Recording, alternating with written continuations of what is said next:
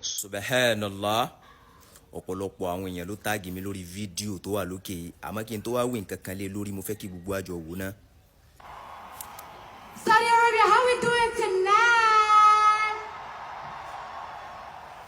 Thank you for having me in your country. Everything is mashallah, mashallah. You ready for a Cardi B party? Let's go! Turn up for me, let's go.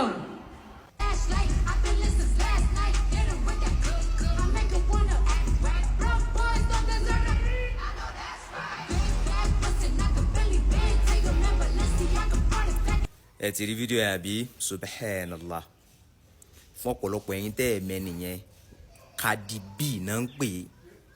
Cardi B American rapper lóbìnrin ni ẹni tá à ń sọ̀rọ̀ èyí àmọ́ ṣíralẹ̀ tẹ́ẹ̀rí gbogbo ọ̀mọ́mọ́tún àti fọ̀rọ̀bàtún rẹ̀ wallahi àti rí kò sí tó pamọ́ nínú ara rẹ̀. Cardi B lọ sàchẹ̀ tó bá mọ̀ wallahi Saudi Arabia náà ti pè tó lọ ń pàfọ́ọ̀mù yẹn.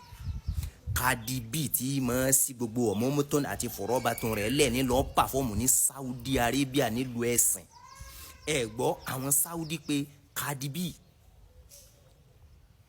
tó bá wá jẹ́ wípé àáfàá kan ní Nàìjíríà ló pe Cardi B kó wá pàfọ́ọ̀mù níbi ìgbéyàwó ọmọ rẹ̀ àbí ibi ìsọmọ lórúkọ, social media ó burst.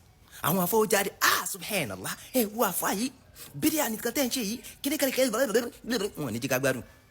Saudi Arabia tó gbẹ́sìn wa àwọn pe Cardi B kó mọ wá pàfọ́ọ̀mù fún wọn. Cardi B kó wájú kó wájú àwọn ìmáàmù àwọn àáfàá tí wọ́n ti ẹ̀rí àwọn kan tiẹ̀ sọ wípé ńgbà tó ti dé Saudi yẹn kò ń ṣe Cardi B mọ́ ó ti di Khadija. Either ways tí irú nǹkan yìí bá ṣẹlẹ̀ ní Nàìjíríà àwọn afọ dìde wọ́n mọ̀ dààmú ayé ara wọn. Bíríà ni akọ́lù bíríà fi dọ̀là alẹ́ kíníkà ní ìwọ̀n ìlọrin rìn. Cardi B pàfọ́ọ̀mù ní Saudi Arabia. Ẹ̀dọ̀ wo Nàìjíríà social media ó ti kún by now àbí àwọn afọ́mọ awínrán lọ àtẹ̀yí tán mọ̀ àtẹ̀yí tí wọ́n mọ̀ wọ́n mọ̀ sọ nonsense. Wọ́n lórin ò dáa àmọ́ wọ́n ń gbórin ní Saudi. Wọ́n lórin ò dáa wọ́n ní rapper tí ń rap pẹ̀lú Arab yóò sàn rapu ẹ̀ wọ́n rapu ní Saudi àmọ́ òní ò dá Nàìjíríà. ọ̀tí ẹ̀ ti dá kùndùsì fún gbogbo abáwọn Ọlọ́run wá wà pẹ̀lú wa. Ẹ lọ kẹ́kọ̀ọ́ ẹ mọ̀ mú ẹ̀sìn ẹ mọ̀ fún ẹ̀sìn lọ́rùn pa àbí báwọn náà ń sọ Yorùbá ẹ ti mú ẹ̀sìn ẹ ti mú lé kókó jù.